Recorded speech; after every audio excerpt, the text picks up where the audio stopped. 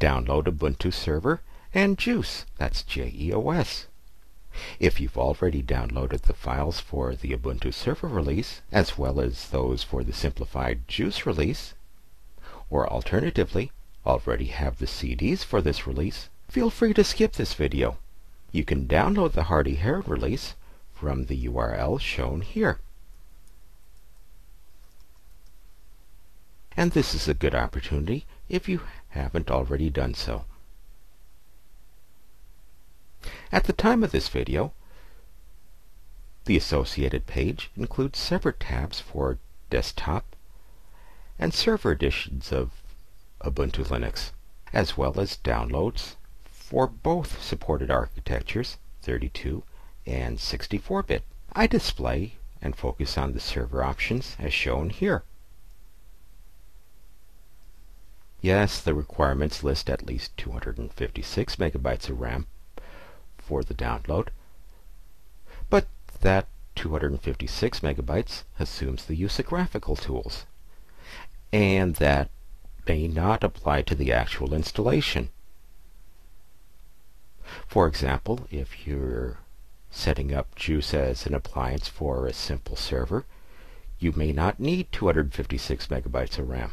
And remember, this course is focused on the Hardy-Heron server release because of its long-term support. If you choose a later release, such as Intrepid Ibex or Jaunty Jackalope, there is no longer a separate JeOS CD. Its functionality has been folded into the regular server CD as the quote-unquote minimal server installation.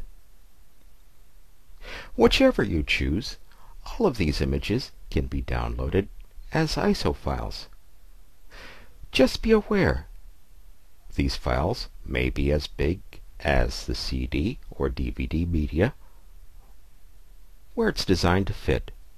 In other words, the download for an Ubuntu Server CD may be as large as 700 megabytes. DVD downloads may exceed 4 gigabytes. Once you've downloaded a installation ISO image, you could burn that image from the .iso file to a CD or DVD using a suitable program such as Nautilus or K3B.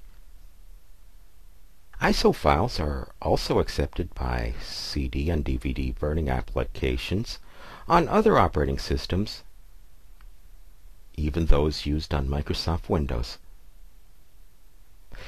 But you may not even need to burn that ISO file, as a number of virtual machine applications can be configured with the ISO file loaded directly in the virtual CD/DVD drive. In many cases, that option may be even more efficient, as read speeds are not limited by the mechanical systems associated with a CD or DVD drive.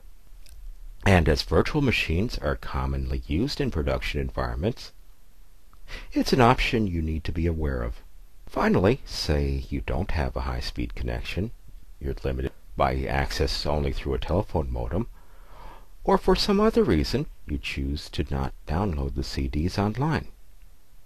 Or perhaps you're part of a Linux user group and want a bunch of official CDs to share. One option for this purpose is the ShipIt program.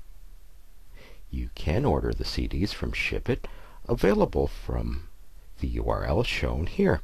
But as these CDs are shipped from Europe using the least expensive available mail service, it can take several weeks for those CDs to arrive. Thanks, and once you get your ISO files, you'll be ready for the next video.